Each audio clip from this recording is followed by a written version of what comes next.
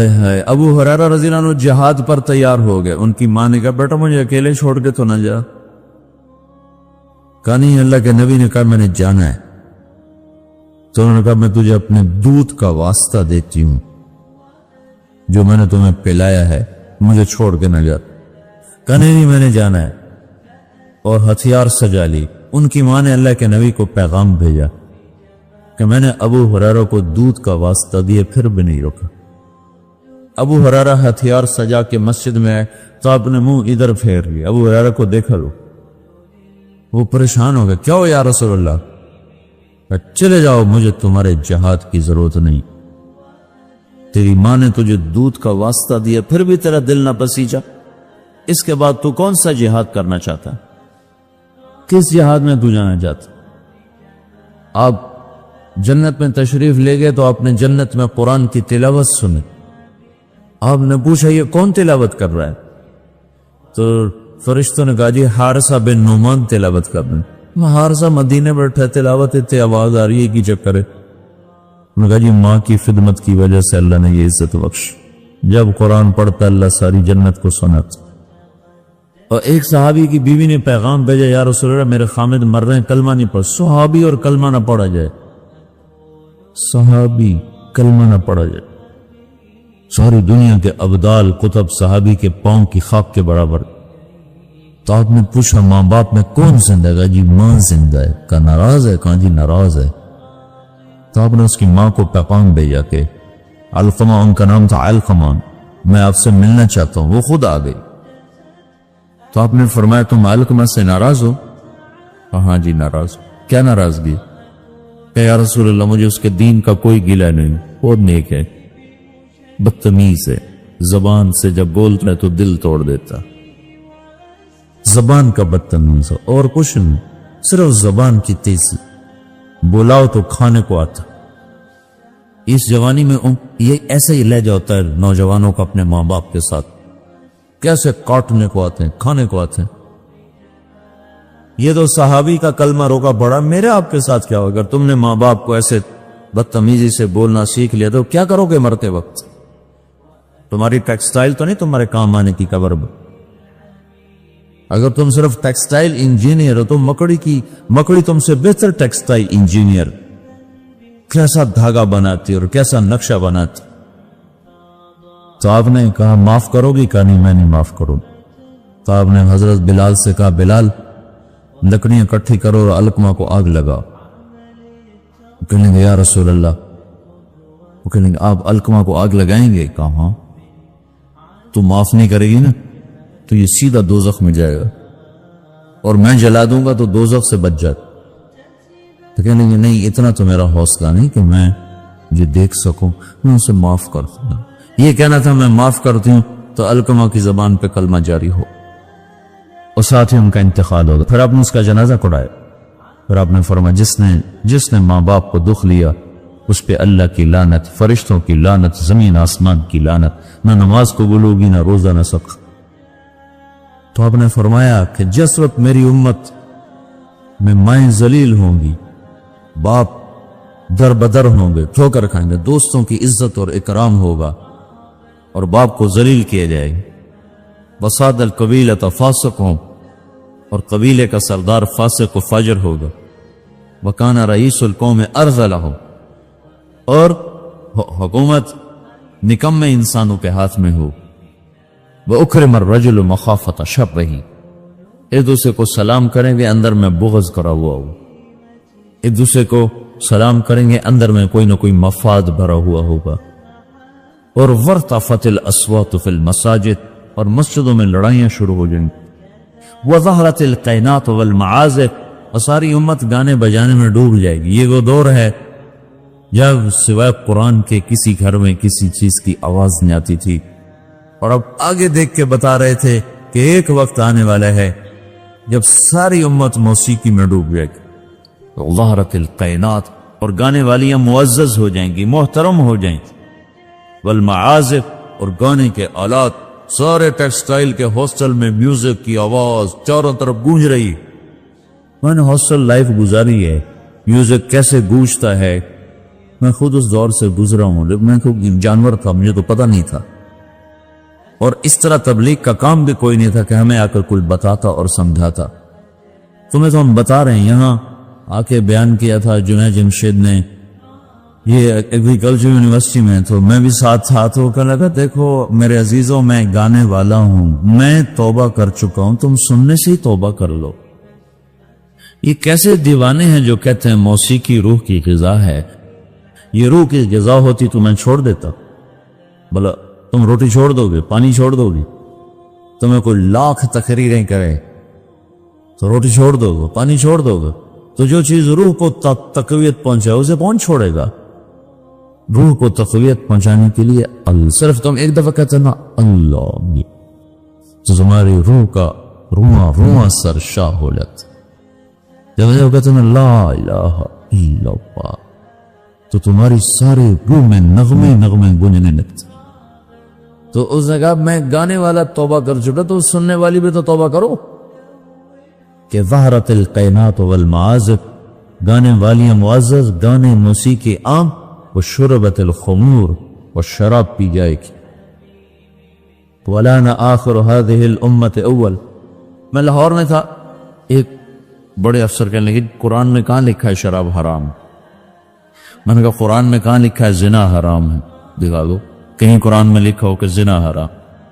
چلو زنا تو ایک مسلمان بھی کر سکتا ہے، شراب ایک مسلمان نہیں پی سکتا ہے، سارے قرآن میں کہیں دکھا ہو کہ لکھا ہو شرک حرام ہے، پتھر کی پوجا حرام۔ اللہ کے بندو، تم نے انگریزی پڑھی ہے، تم نے عربی نہیں پڑھی، تم عربی کا محاورہ کیسے سمجھ سکتے؟ ایک حرام کرتے ہو، ایک اس کو حلال کہتے، ایک شراب پینے کو اس کو حلال کہنا، ایک نماز نہ پڑھنا ایک اس کو حلال کہنا، یہ تو اسلام سے ہی باہر نکلتے۔ چونکہ ہم مغرب کی طاقتور دعوت سے متاثر ہیں، میڈیا بول رہا ہے، ٹی وی چل رہا ہے، سیریز چل رہی، کتابیں چل رہی، اور آپ اپنی بنیاد سمجھتے نہیں ہو، آپ کے پاس اپنے دین کے بارے میں کچھ نہیں۔ 95% نوجوان نماز نہیں پڑھتے۔ جس نماز کو آپ نے کہا جعلت قرۃ عینی فی الصلاۃ، میری آنکھوں کی ٹھنڈک نماز ہے، اور کربلا کی تپتی ہوئی ریت اور جھلستی ہوئی ہوا اور کائنات کا سب سے سنگین واقعہ روح پذیر ہو رہا ہے، سب سے بڑے ظلم کی داستان لکھی جا رہی، اور آل رسول کے سر کٹ رہے ہیں، اور کائنات کا سب سے پاک خون دھرتی پر بہ رہا، اور کائنات کی سب سے پاک ہستی اس سینے میں تیر پار ہو رہے ہیں، اور اس کے سامنے اس کی نسل صبح ہو رہی ہے، اور سورج ڈھلتا ہے اور نماز کا وقت آتا ہے۔ انہوں نے زہیر ابن القین جو آپ کے رائٹ سائڈ کے جھنڈا بردار تھے، ان سے کہا جاؤ ان سے کہو نماز پڑھنے۔ اب نماز پڑھنے کی کیا ضرورت، ابھی تو اللہ سے ملاقات ہو جانی ہے، تو نام بھی پڑھیں تو کیا حد سے ہیں، تھوڑی دیر کے بعد تو سر کٹنے والے۔ تو انہوں نے زہیر کو بھیجا، وہ آئے، وہ شمر کے پاس کے قریب پہنچے، یم تو زوروں وقت، وہ شمر کے قریب پہنچے اور زور سے کہا تھوڑی دیر کے لیے جنگ روکو، نماز پڑھنی۔ تو شمر نے کہا تمہاری نماز نہیں ہوتی ہے۔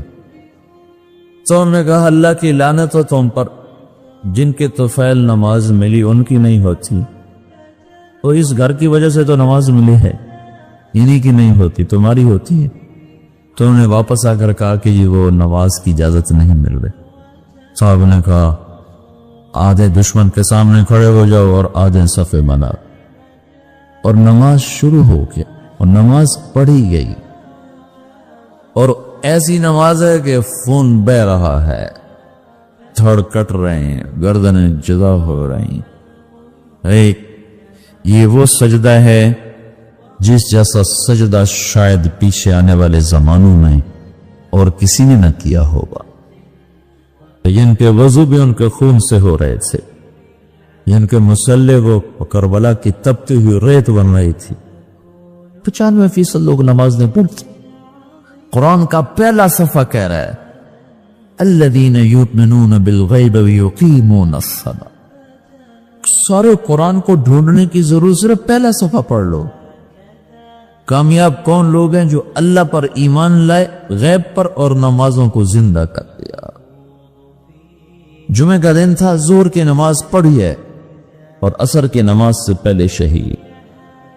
اور حضرت عمرو بن عاص رضی اللہ تعالیٰ عنہ مصر کے لڑائی میں امیر تھے، تو انہوں نے عیسائیوں نے پیغام بھیجا جمعہ تمہارا دن ہے، ہفتہ یہود کا دن ہے، اتوار ہمارا دن ہے، پیر کے دن جنگ ہو کر ٹھیک۔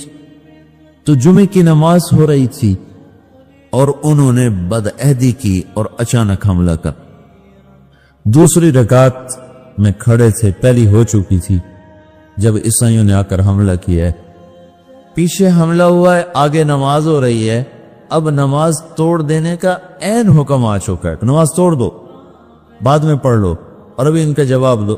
ایک آدمی نے نماز نہیں چھوڑی، کٹتے رہے، نماز نہیں چھوڑی۔ اور اب سرار لشکر عمرو بن عاص خود نماز پڑھ رہے تھے، اس ایک رکعت میں 2 صفیں پوری کٹ گئیں۔ سارے مصر کی جنگوں میں 5 برس میں اتنے لوگ شہید نہیں ہوئے جتنے اس نماز کی ایک رکعت میں شہید۔ اور تم لوگ صرف اچھے بھلے نمازی امتحان میں نماز چھوڑ دیں، پڑھائی کا زور پڑ گئے، پڑھائی کا زور پڑ گئے، پیچھے دھڑ کٹ رہے ہیں، سر تن سے جدا ہو رہے ہیں، اور آگے آدمی نماز میں کھڑا مرنے کو تیار ہو۔ کتنا دھن جگرا چاہیے اس کے لیے؟ جو قوم یہ تاریخ رکھتی ہو، اسی قوم کی 95% نوجوان نسل سجدے سے انکار کر چکی، تو تمہارا یہ پیسہ تمہیں کیا عزت دے گا؟ تمہاری ٹیکسٹائل تمہیں کہاں پہنچا سکتی ہے جب تم اللہ اور اس کے رسول سے ہی باغی ہو جاؤ گے؟ مال کی کیا ہوا؟ اللہ نے فرعون کو دے دیا تھا، قارون کو دے دیا تھا، حامان کو دے، آج یہود کو اللہ نے اتنا رزق دیا ہوا ہے، تو کیا اللہ یہودیوں سے خوش ہو گیا؟ شدید ترین عذاب میں مبتلا ہے ہونے والی نسل ہے یہود کی۔ تو میرے بھائیو، اللہ کو مطلوب بناؤ، اس کو سامنے رکھ کر زندگی کا سفر طے کرو، اس میں چاہے ٹیکسٹائل انجینئر بنو، چاہے ڈاکٹر بنو، چاہے تم تاجر بنو، سائنسدان بنو، ذمہ دار بنو، منزل تو سامنے رکھو، کہاں جانا ہے وہ تو سامنے رکھو بھائی۔ اچانک موت آ جائے کیا پلے ہو؟ ایک بڑی بنا اچھی وہ ماڈرن فیملی کا نوجوان نا کراچی میں تبلیغ میں لگ گیا، داڑھی رکھ، تو ساری فیملی ان کی لڑکیاں جین پہننے والی، کھٹے بال، تو ساری فیملی نے اس کو داڑھی کٹاؤ، داڑھی کٹاؤ، داڑھی کٹاؤ۔ وہ ساری فیملی کا پریشر نہ سہ سکا اور اس نے داڑھی مڈا، 4 مہینے بعد مر گیا۔ تو اس کا باپ اس کے سرانے کھڑا ہو کے کہہ رہا تھا، اگر مجھے پتا ہوتا تیری اتنی مختصر زندگی ہے تو میں یہ کام تجھ سے کبھی نہ کرواتا۔ رضالن، ارے بے وقوف، اپنے ہاتھوں سے تو نے اپنے بیٹے کو ہلاک کر، زندگی مختصر ہو یا لمبی ہو، طریقہ تو میرے نبی کا چلنے والا ہے۔ امام حسین نے کیوں حکومت کو ٹھکرا دی؟ ساری اولاد ذبح کرا، یہ سودا میں مجھے قبول نہیں۔ حالانکہ ان کی جنت کا فیصلہ تو ماں کی گود میں ہو چکا تھا، اب ان کا حسن اور حسین جنت کے نوجوانوں کے سردار ہے۔ پھر ایک شخص اپنی آنکھوں کے سامنے ایک بیٹا ذبح ہو، دوسرا ذبح ہو، تیسرا ذبح ہو، چوتھا ذبح ہو، بھتیجے ذبح ہو، بھائی ذبح ہو، اللہ کیا ظرف ہے، اور ماتھے پہ بل نہ آ رہا۔ تو تم ایسی تاریخ رکھو، پھر تمہارے ہاسٹل میں تھوڑا دھڑ میوزک چل رہا ہو، گالی گلوچ ہو، نماز پہ 8-10 لڑکے مسجد کو جا رہے ہوں، کیا بنانا چاہتے ہو؟ کتنا کو بن جاؤ؟ کوئی ہم بے نام مخلوق ہوتے، کوئی ہماری تاریخ نہ ہوتی، کوئی ہمارا ماضی نہ ہوتا، ہمیں پتہ نہ ہوتا کہ ہم کس قافلے کے بچھڑے ہوئے لوگ ہیں، تو پھر جو مرضی کرتے، لیکن کیا کریں؟ مدت ہوئی سیاد نے چھوڑا بھی تو کیا، تاب پرواز نہیں راہ چمن یاد نہیں۔ تو بھائیو، ایک بات تو میں یہ آپ سے عرض کرنے میں کہ دیکھو، یہ زندگی پتہ نہیں کب شام ہو جائے، تو اس میں وہ کرو جو اللہ اس کے رسول کو پسند ہے، اس کو سیکھو. یہ تبلیغ اس کو یہاں تم ٹیکسٹائل سیکھ رہے ہو, تبلیغ اس کو سیکھنے کی محنت ہے کہ میرا اللہ کیسے راضی ہو, اللہ کا رسول کیسے راضی ہو, ان کے پیچھے میں کیسے چلوں, میری زندگی کی ہر صبح ہر شام اس ترتیب پر چلے. اس کو سیکھو میرے عزیز. بلانے والا اچانک بلاتا ہے, پتہ بھی نہیں چلتا. تو اپنی زندگی میں دین کو آگے رکھو, آخرت کو آگے رکھو, اپنی دنیا کو پیچھے رکھو, دنیا کے سلسلے پیچھے رکھو. اور دوسری چیز یہ ہے, جو پڑھ رہے ہو اس کو بھی نہ صرف کمائی کے لیے مت پڑھو. ساری کی ساری امت ڈاماڈول ہے اور سب کا قبلہ پیسہ بن چکا ہے. ہر شعبہ اور فن اس لیے پڑھا جا رہا ہے کہ اس میں پیسہ زیادہ ہے, اس میں پیسہ زیادہ ہے, اس میں پیسہ زیادہ ہے. اس ذہن کا معاشرہ وہ قوموں کو کسی بھی کنارے نہیں پہنچا سکتا. تم ہمارا قیمتی سرمایہ ہو. اگر تمہارا کمپیوٹر صرف پیسے پر فٹ ہو گیا تو تم خود بھی ہلاک ہو اور نسل بھی ہلاک. تو تم اپنے کندھوں پر ایک اجتماعی ذمہ داری محسوس کرو کہ ہم نے باطل کی ٹیکنالوجی سے آزاد ہوں. یہ تو کائناتی علم ہے, نہ کہ مغرب کا علم ہے. جو قوم محنت کرے گی اللہ ان کو دے دے گا, جو قوم اپنے آپ کو کھپائے گی اللہ ان کو عطا فرمائے.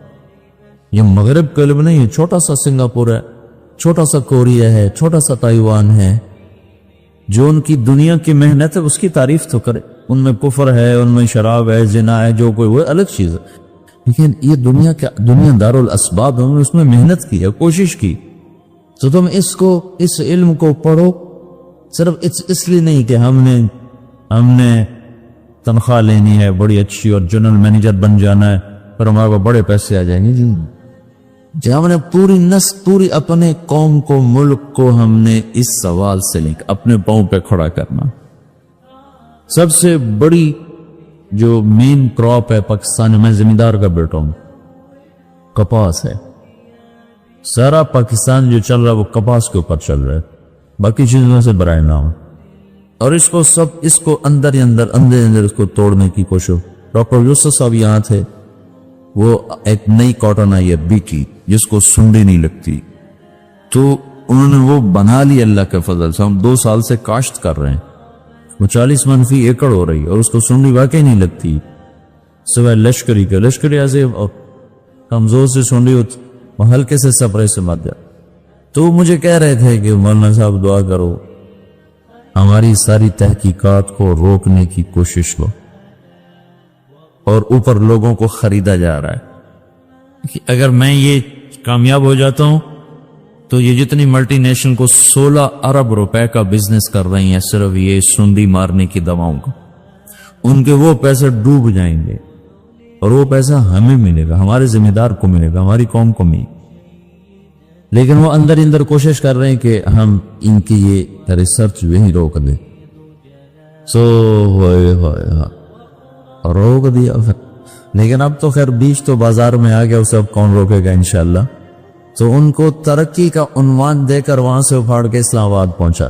ہاں جی, ہم نے آپ کو ترقی دے دی. سائنسدان کو چوکی دارے پہ بٹھا دو ہے تو کیا کرے. تو تم یہاں صرف اس لیے محنت نہ کرو کہ تم نے بس اچھی روٹی کھانی. یہ تو انتہائی گھٹیا سوچ ہے. اس لیے پڑھو کہ تم نے پوری قوم کو, نسل کو اس زوال سے نکال, پاؤں پہ کھڑا کرنا. پیٹ کے غلام نے ساری نسل ہوئی پڑی, شہوت کی غلام ساری نسل ہوئی پڑی. تو اپنے جو کچھ کر رہے ہو اس پر محنت کرو, جس سے سیکھ رہے ہو اس کا ادب کرو.